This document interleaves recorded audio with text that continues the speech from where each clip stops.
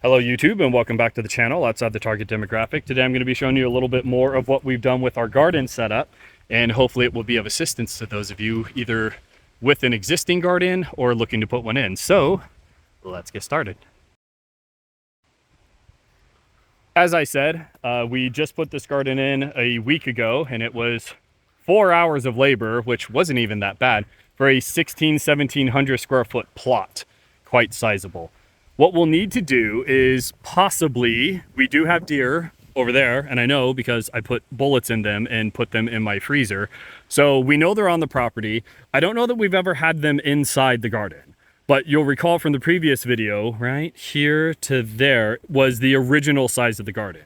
We are now 3-4 times bigger, and now there's enough space that they could feel that the fence is here, see these fence posts, and consider that they're able to clear the high volt jump there and get to all the goodies. So one of the things we're planning to do is get a couple of those orange snow markers, zip tie them into place here, and it can now be a 8-10 foot tall thing.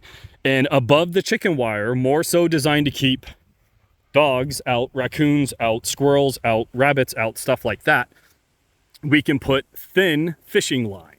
And the fishing line will be enough that if they touch it, if they feel it, they know that something's there, but they can't see it, and it will spook them. My mom for 2-3 years now has had a garden, and they've never had a deer in it. So that's something we'll be doing. Another thing we did is as we put these posts in, we made the fence kind of go down and then come out a little bit. And that's going to make it where things can't dig or climb under it so easily. And we're going to get some stakes to put it in the ground.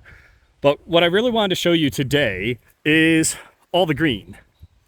Since this is a new garden, it's taken up a lot more space than it used to. I'm not familiar with the boundaries of it. So if I'm driving my car, Subaru all-wheel drive, through here to get the camper out or mowing the yard or whatever, I now have each one of the corners clearly marked off. Another thing you'll notice is we have 1, 2, 3 doors, 3 entrances to get into the garden. So I'm going to show you. The uprights are going to be my corner indicators. Okay. It also helps, each one of the corners are substantially taller than the rest of the posts. So that's what I used as a visual indicator as we were plotting this in. And then I put the greens on top to kind of draw attention. It's not like orange or something, wildly orange, something wildly unnatural, but it is very easy to make out not only the boundaries, but also the doors. The benefit here is anyone new to the garden will easily be able to figure out where the doors are. They are a relatively high visibility green, 1, 2, 3, and they are cushioned so you can not run into them and bonk your head for that guy as he starts growing up in here.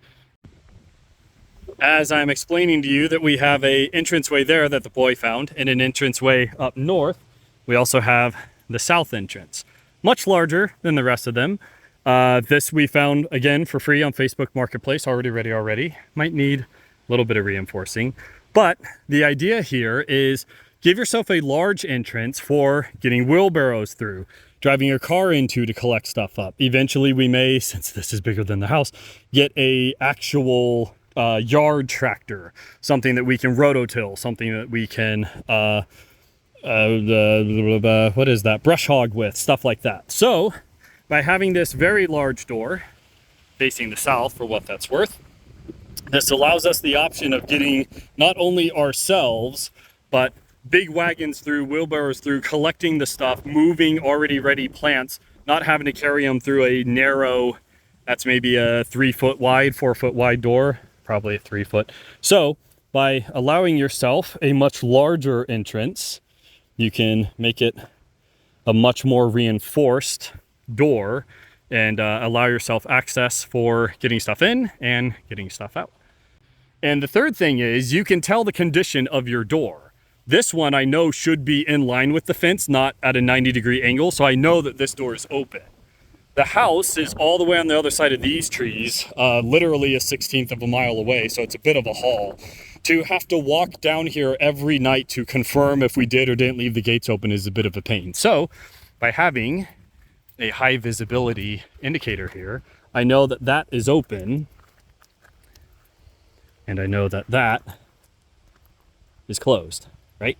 So it is an indicator of where they are and the condition they are currently in. You'll notice this one we have not screened yet. We got a crap ton of chicken wire. Really all you need is a smaller section, maybe double the height of the door. And what you'll do is just start at the bottom, wrap it up over, and then wrap it to the bottom, zip tie it into place. As you're running your wall, we had it come over a little bit, and that now acts as a hinge. We have these metal spikes. I think they're out of a tent or something, but this is the lock. You'll just shove it into the ground, and now the door can't open, right? Lift this up out of the way. Now you can lift the door and move it. We do have to clear this ground section here. We are a work in progress, but now I can easily get into and out of the garden, and I can easily come in and not only close the door, but know for a fact that there's a mechanical block, therefore a mechanical lock in the way. What I would recommend to you, we're going to spray the top half with white spray paint, and then the white spray paint with orange spray paint. And that's gonna make it easy, again, visual indicator of there is a door, it is closed, and it is locked. In addition to if that falls over, if the kids move it, if they whatever, it's gonna be much easier to find an orange thing in the yard here. Another way you can find it if the kids move it is by picking it up with your riding mower and dorking up your blades, which is just as valid, but I wouldn't recommend it. So let's say you're mowing, you don't know that this has been pulled, but you know it's orange. If there's something orange over there, I'm gonna be able to see it. I'm gonna be able to stop the blades. I'm gonna be able to get off the mower, pick it up, and yell at my kids in less rage than if they destroyed my riding mower. So that would be my recommendation to you, is marking off not only your perimeter boundary as much as your doors. And these are just PVC pipe. I believe the father-in-law built these. A little bit of glue, a little bit of PVC pipe. Doesn't have to be pretty, has to be functional, which is what I'm all about. So that is what we have for today. Boundary marking and entrance exit marking and locking it down. So I appreciate you guys stopping by. As always, this is outside the target demographic. Any questions, comments, concerns you have, leave them in the comments section down below, and I will catch you guys in the next video.